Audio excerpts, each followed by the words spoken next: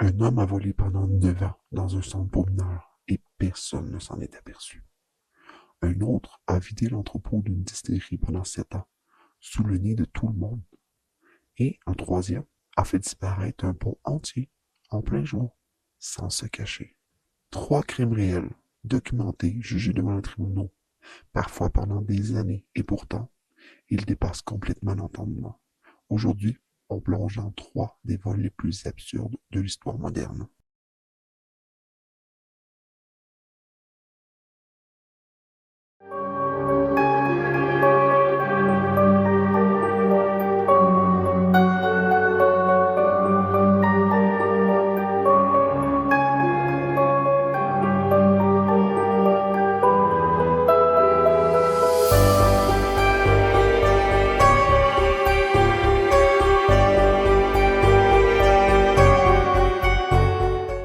Le vol de Papygate.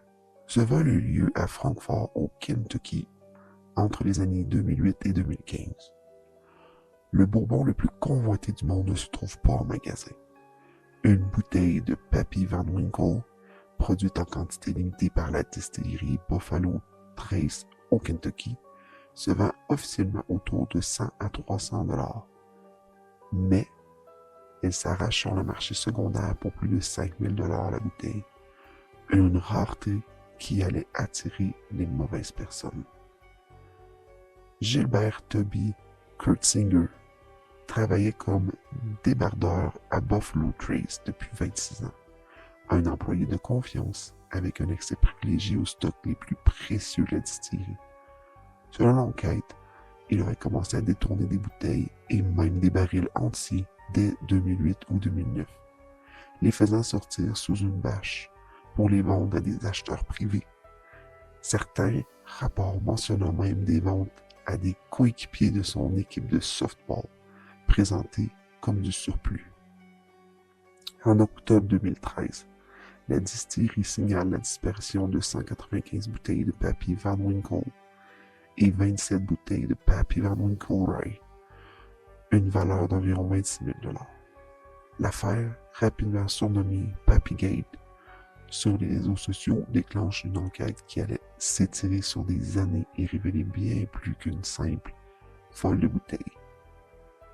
Le shérif du comté offre une récompense de 10 000 $ pour toute information menant à une arrestation. Et les indices commencent à affluer. L'enquête finit par mettre au jour un véritable réseau. Des barils de whisky Wild Turkey, une autre distillerie prestigieuse du coin, avaient aussi disparu. Leurs enquêtes soigneusement effacées. Les enquêteurs les retrouvent finalement cachés derrière une remise sur la propriété même de Kurtzinger.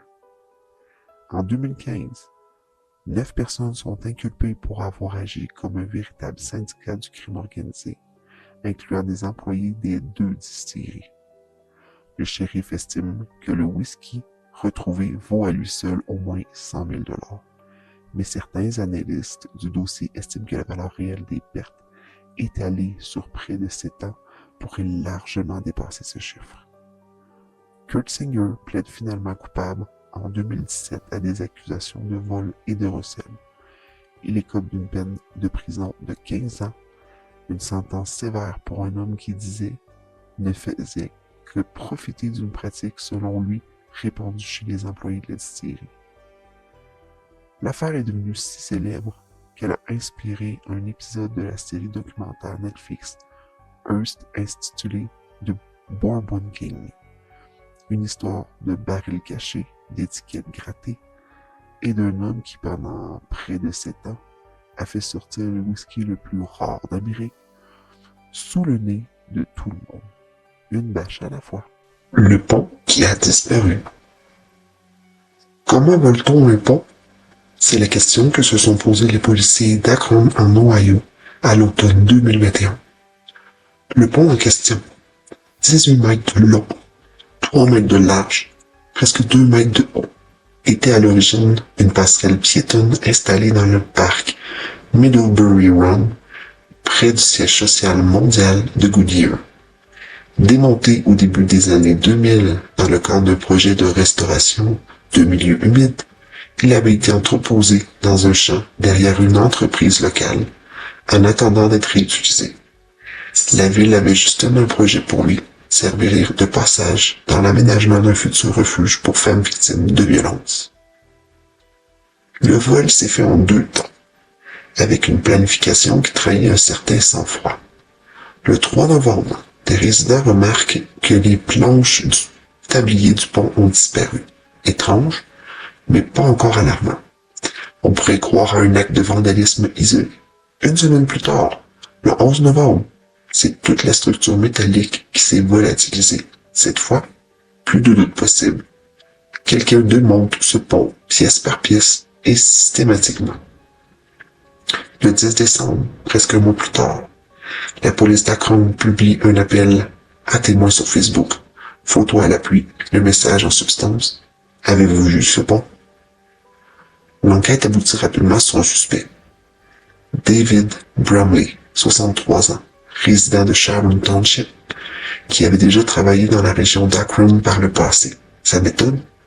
Aucune discrétion. Il paie tout simplement une entreprise de camionnage pour un service de grue. La grue soulève le pont, le charge sur un véhicule et le transporte jusqu'à une propriété du comté de Medina, à environ 50 km de là, en plein jour, sans se cacher, comme n'importe quel chantier légitime. Grâce à la collaboration entre plusieurs corps policiers voisins, les enquêteurs localisent le pont, partiellement démonté, sur la propriété de Bromley. Un mandat de perquisition est exécuté un vendredi après-midi. Bromley est arrêté et accusé de vol qualifié, un acte criminel de 4e degré, selon le droit de l'Ohio. Le pont, évalué entre 30 et 40 000 $ américains, est retourné à la ville dans les jours suivants. Le mobile exact de Bromley n'a jamais été rendu public. Pourquoi voler un pont entier plutôt que, disons, seulement le métal recyclable plus discrètement? Personne ne le sait vraiment. Fait cocasse. Selon les médias américains ayant couvert l'affaire, le vol de ponts et de structures métalliques abandonnées constituerait un petit marché noir bien réel aux États-Unis. D'autres cas similaires ont été rapportés comme des vols de bois de cèdre découpés en même des ponts dans l'État de Washington, ou un pont entier vendu à la ferraille pour plus de 14 000 $ en Indiana quelques années plus tôt. Ce qui reste de cette histoire, c'est l'image absurde d'un pont de piéton de 18 mètres, disparu en plein cœur de l'Ohio, retrouvé démonté dans la cour d'un particulier de 63 ans, et une facture de grue que quelqu'un, quelque part, a dû trouver inhabituelle. Le bandit des Feitas. Cette histoire a eu lieu à San Benito, au Texas, dans les années 2008 à 2017. De tous les crimes de cette liste, celle-ci pourrait bien être le plus long et le plus improbable. Gilberto Escamilla était administrateur des services alimentaires au centre de détention juvénile Darrell B. Eston à San Benito, dans le sud du Texas. Son travail? Gérer les commandes de nourriture pour les jeunes détenus du comté de Cameron avec les fonds publics du comté. À partir de décembre 2008, Escamilla commence à commander d'importantes quantités de fajitas, un plat que le centre ne sert pourtant jamais aux jeunes détenus. Il intercepte lui-même les livraisons, puis revend la viande à des particuliers et à des restaurants de la région, empochant les profits. Et ça continue, semaine après semaine, mois après mois, année après année. Pendant 9 ans, absolument personne ne remarque quoi que ce soit d'anormal dans les registres de commandes du comté. Le stratagème s'effondre en août 2017, presque par accident. Escamilla est absent ce jour-là. Un rendez-vous médical. Un camion de livraison arrive au centre avec 363 kilos de fajitas. Le personnel de cuisine, perplexe, refuse la livraison. Ce plat n'est jamais servi ici.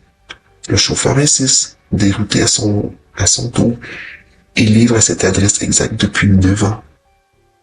La lettre remonte aux autorités du comté. Une vérification des factures de fournisseurs est lancée, suivie d'un mandat de perquisition. Chez Escamilla, les policiers trouvent des sacs de viande achetés avec l'argent public dans son réfrigérateur personnel. Confronté aux faits, il reconnaît rapidement les faits, expliquant essentiellement que le stratagème, parti d'un petit arrangement, avait fini par lui échapper complètement. Le chiffre final établi par vérification comptable donne le vertige. 1 251 578 et 72 $ américains de fajitas, commandés aux frais du comté sur une période de 9 ans. Escamilla plaide coupable à une accusation de vol par un fonctionnaire public. Une distinction que le droit texan traite avec une sévérité particulière. Selon les experts juridiques cités à l'époque, un vol commis par un personnel public est considéré comme portant atteinte non pas à un individu, mais à la confiance de toute la collectivité, ce qui alourdit automatiquement la nature de l'infraction. Au Texas, tout vol dépassant 300 000 $ constitue déjà un acte criminel de premier degré. Combiné à sa qualité de fonctionnaire, cela pèse lourd dans la sentence. En avril 2018, à 53 ans, Escamilla est condamné à 50 ans de prison, en plus d'une amende maximale de 10 000 $ et d'une ordonnance de restitution de plus de 1,25 million de dollars envers le comté de Cameron. Une demande subséquente pour obtenir un nouveau procès, invoquant une défense inefficace et rejetée, tout comme un appel qui a confirmé la sentence intégrale. Escamilla est aujourd'hui incarcéré à l'unité Alfred Hughes au Texas avec une date d'admissibilité à la libération conditionnelle fixée à mai 2023.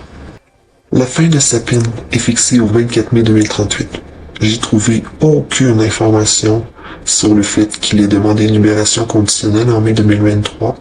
Donc, on n'a aucune idée s'il aura la possibilité de sortir prochainement ou si ça va attendre au mois de mai 2038. 50 ans de prison pour de la viande à fajitas. Une peine plus longue que celle infligée à bien des meurtriers condamnés aux États-Unis et qui a valu à Escamilla un surnom resté célèbre dans la presse texane depuis le fajitas bandit. Conclusion. Un pont disparu en plein jour, chargé sur un camion comme n'importe quelle marchandise légitime. 7 ans de bourbon racine détourné, bouteille par bouteille sous le nez d'une distillerie entière. 9 ans de fajitas détournés sous le nez de tout un réseau carcéral, jusqu'à un simple rendez-vous médical fasse tout basculer. Ce qui frappe dans ces trois histoires, ce n'est pas seulement l'audace initiale, c'est la durée et l'aplomb avec lequel ces criminels se sont déroulés au grand jour, presque sous le regard de tout le monde. Le Bourbon, 7 ans de bouteilles disparues sous une vache, pièce à pièce, c'est quand même incroyable. Le pont, des semaines de démontage à visage découvert, en plein jour. Je trouve étrange que personne n'ait jamais rien remarqué. Les fajitas, près d'une décennie de livraison routinière que personne n'a jamais remise en question. Comment ça se fait que personne n'a remarqué que le montant était si élevé pour de la nourriture qu'il n'avait même pas? 3 crimes qui ont prospéré non pas parce qu'ils étaient parfaits, mais parce que personne, absolument personne, n'aurait imaginé qu'un vol aussi grotesque puisse être vrai. Alors voilà. C'était mes 3 histoires les plus absurdes. Je trouvais ça intéressant de les présenter. Ça donne un petit côté un peu plus relax à ma chaîne. Donc sur ce, je vous laisse en vous disant, entre ombre et lumière, la vérité ne dort jamais. Bye bye.